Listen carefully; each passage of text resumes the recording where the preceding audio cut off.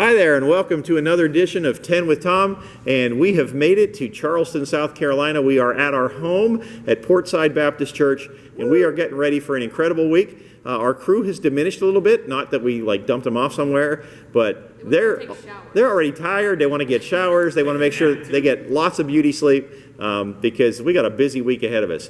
But I've got Kate, Danny, Will, and Gabby with me today, and they're going to be sharing a little bit. And so I want to start off, guys. This morning, we weren't at our home churches. We were somewhere else for our Sunday morning experience. What was it like worshiping in a different church? It's definitely different because it's not what you're used to, I guess. So they did hymns, and I guess our churches, we don't really, I don't know, that's just not the style that we choose. So it was different, and they had all of the King James Bibles. So I was a little different in my brain to kind of figure all that out. Yeah. But I feel like it's different. I mean, it's good to see different churches and find the good middle of what's good for you, and then you can go around and find stuff that's good. Great answer. Somebody else want to share? Gabby? So I come from Reverb, so I'm used to concert type worship, and they just did some non-concert stuff. Yeah, it was definitely more chill. Single instrument, 2 instruments at most. Yeah. With a couple of singers. Yeah, and there's still flashing lights anywhere. Yeah. That's what we have.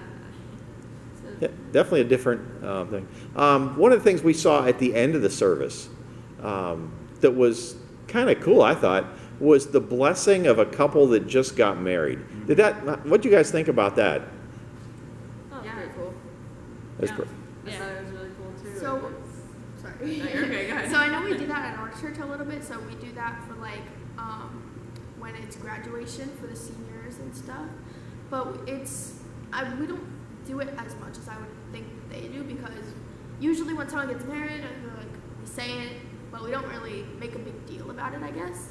And so I feel like it's more of a community there, that they're such a smaller congregation from what we saw, and so it's they're all a tight-knit family, and it's really cool to see how that works. And I thought, what a great thing to see a couple beginning their relationship as husband and wife, knowing that they're surrounded by people who love them, who are praying for them, who are going to work with them as they go through the issues that come up in a marriage. None of you guys are married yet, but I hope that when that day comes for all of you, that you're in a situation where you're in a church family that's going to support you through everything that you do. Because it's obvious they understand that this is a lifetime commitment. And so it was really neat to see the whole church get involved in that.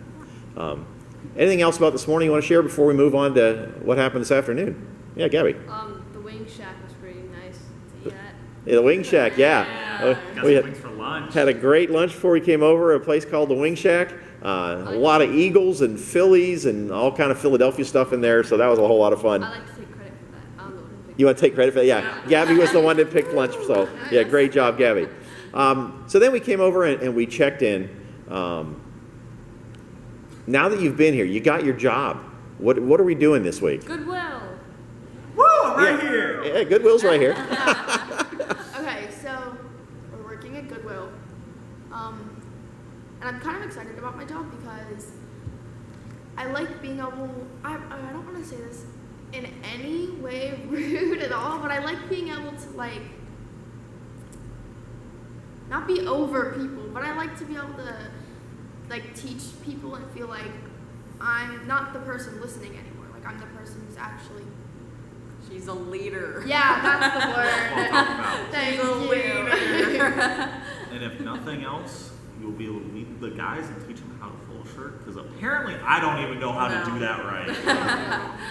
Lindsay was furious at my attempt at folding a shirt. That I'm just probably would be too. Yeah, you probably would have been pulling out my hair and like, no. We got some really you'll nice be able to group teach those boys t-shirts. some cleanliness. Yes. All right. In addition to working at Goodwill, each of you also got a specific job where you're serving the people that you're working with. What jobs do you have, and how are those going to work, and what might you be a little unsure about as you dive into those jobs? We'll start with Kate. So to start off, our crew that's here on the mission trip had to split into 2 different crews because we were too big. Which is a good thing. That's okay. So we've got a crew of 5 and a crew of 4. On the crew of 4, that's where I'm at, and I am the brake maker, and then I'm also one of the project people. So basically what I do is make sure that our lunches get there, make sure people are staying hydrated while we're there, call lunch breaks and water breaks, and then my other job is to go where our crew is going, which is Goodwill, and speak with the coordinator there to make sure we know what our jobs are doing for that day, and just kind of keep everybody on track with those jobs. Cool. Danny? So I'm in the group of 5, which means I have 2 different jobs, just like Kate, and so so I have to do not have to do, I get to do the devotion as the devotion leader. So I'm pretty sure every break we have a devotion, which I think we have a break a day, right? Yep, so we do a lunch break and we do a devotion at that point, and then we also do a big youth group devotion at night. Yes. So during the project, I'll be leading devotions for our group, and then I am also the assistant manager thing. I don't know what to call it.